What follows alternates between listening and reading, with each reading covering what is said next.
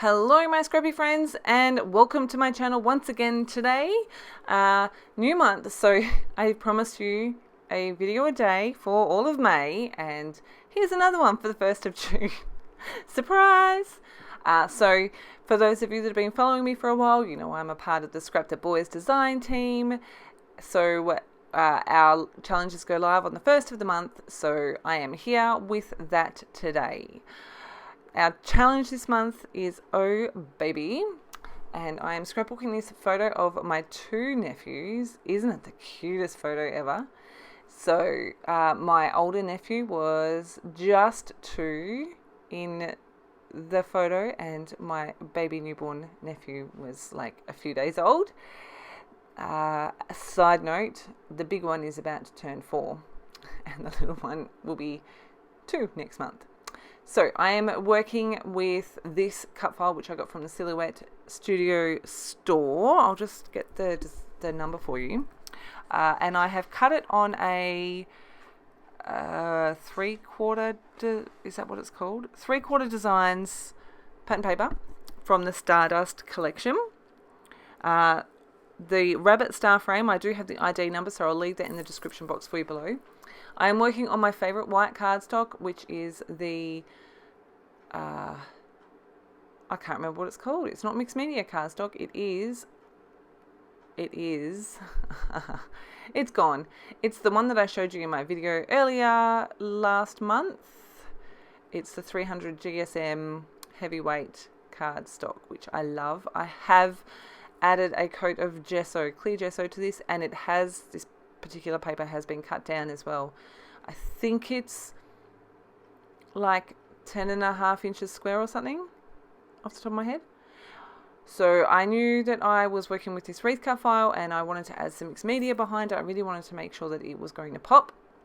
I'm using, this is Lindy's Flat Fabio in Tweedledee denim. It is very dark blue. I really love this color. And you saw what I did. I literally just dipped my paintbrush into the bottle and painted a really not circle-ish circle. And I wasn't going for perfection here, so it's all good. You can see that I am just picking up some of the excess color and I'm just kind of blending out the edges of my circle here because I didn't want those really harsh straight lines. And this is a pretty easy technique. I'm just using the packaging technique.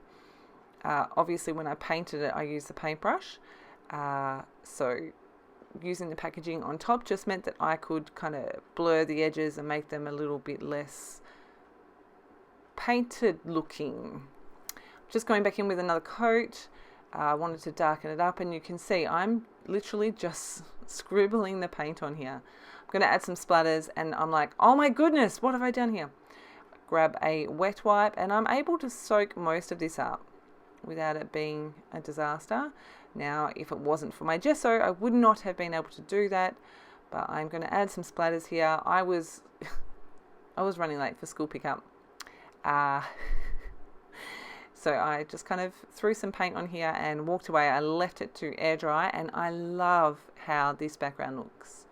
I'm kind of still sitting and thinking maybe I need to add some white splatters to this, but let me know what you think. I did muck around with putting this page together for a little while and I was just really struggling. I went back to my Cameo software and I cut the same cut file again. I did an offset and I don't actually even know what happened, but perhaps I didn't save the actual cut file that I originally cut, if that makes any sense, because I couldn't get this to line up. I just couldn't, and I was getting so frustrated, so I just went, you know what, I'm just going to cut it up. I cut the bunny head, I cut around his head, and he has a layer of vellum behind him as well as the layer that I added behind the open bits. And I'm just going to layer these on top. You can see where it's being glued, you can see where it doesn't line up, and I'm going to cover all that up. You'd never ever ever know. So I've added some foam to this cut file. I've done a double layer and I'm using Big Mama foam tape by Spiegelmum Scraps again. This stuff is so sticky. It's so good. And it even sticks on mixed media without wet glue. Without wet glue. Yes. Okay, so my photo is here. I think it's a 3.5 by 5, somewhere around that. And it's going to tuck beautifully in there. This is what I'm going to mount it on. I love it. And then, so I bought this collection pack and I got busy creating and cutting and sticking and gluing. I forgot that it had some chipboard in it, which I had actually intended to use. But that's okay. I've got those for something different. So I'm going to, what is that word called? Oh my goodness. Distress all the edges of these papers. These are 4x6. So I'm going to trim them down just a little bit. I start with this blue one. And then I decide that I want something a little bit lighter. So you can see I'm just pulling up. This tape is super, super sticky, right? So make sure you've got things where you want them before you stick stuff down. And then I grab this one as well. I'm just going to trim this one down, distress the edges, and then tuck that behind my photo as well. My photo is going flat to the page, flat to the background, rather than adding dimension. I'm just going to chop that off again and just stick all my layers together. And they're not straight, which was intentional.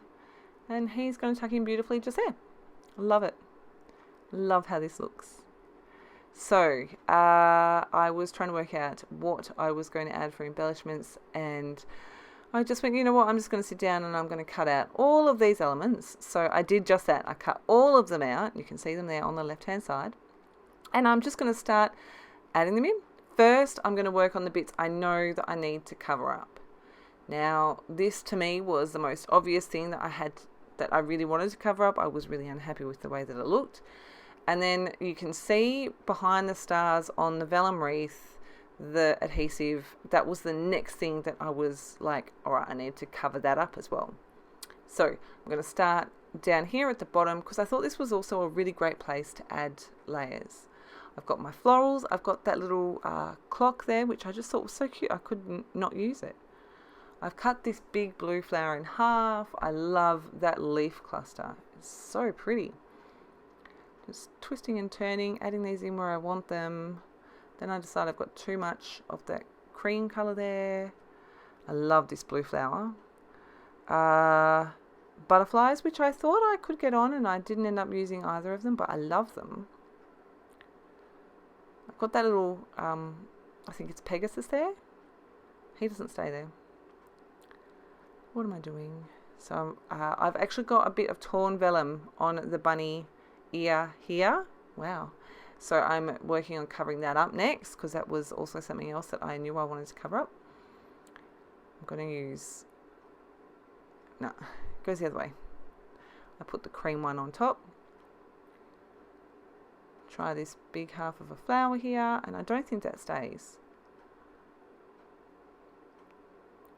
You can see me trying to get it in there. I'm like, do I want to add it? I'm not sure. So I'm just playing with the bits and pieces that I've got here. Add some more blue and the cream. Just trying to get an even balance of colour. So you can see that cluster down to the bottom is really cream, and there's like there's lots of cream there. So I'm going to pull out this one, add in this blue flower. I'm like, yes, that's perfect. I'm going to tuck this under here. Work out what's going on because it's getting stuck on something. And then I'm going to turn that so it's the right way and then pull out that other flower there. I'm like, yes, that's exactly what I want. Add in this little blue flower. So I'm just adding layers here till I'm happy with them. And then I go back in and I start gluing them all down, which I do not make you watch. I start by adding glue to my photo. Might be a good idea to stick that down, just using my wet glue, cutting up the corners.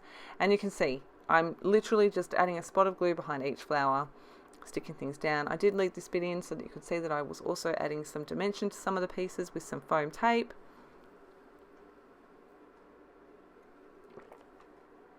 Some of it was being stuck straight down. Then I've added a bit of foam tape behind the top part of that watch as well. Wanted to add something in here, and I have these diamonds by Prima. So I'm going to add a few of those in. I just use my Scotch tacky glue to stick those down. And I just scatter those all the way around. I think there's 4 sizes.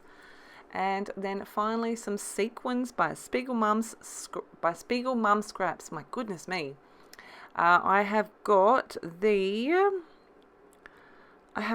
yes I have. It's called Winter Woodland Mix. This is absolutely gorgeous. If you haven't seen my unboxing of my design team package, you should definitely go and check it out. But this mix is absolutely gorgeous. So you can see what I'm doing. I'm literally just taking some out and spreading them all around.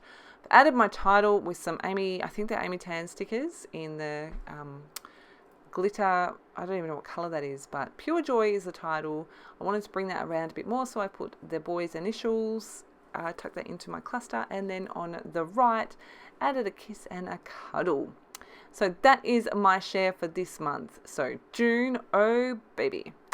Can't wait to see what you create for this challenge. And as always, thank you so much for stopping by. Make sure you check out the Scrap the Boys blog, and I see you again in another video very soon. Have a fantastic scrappy day.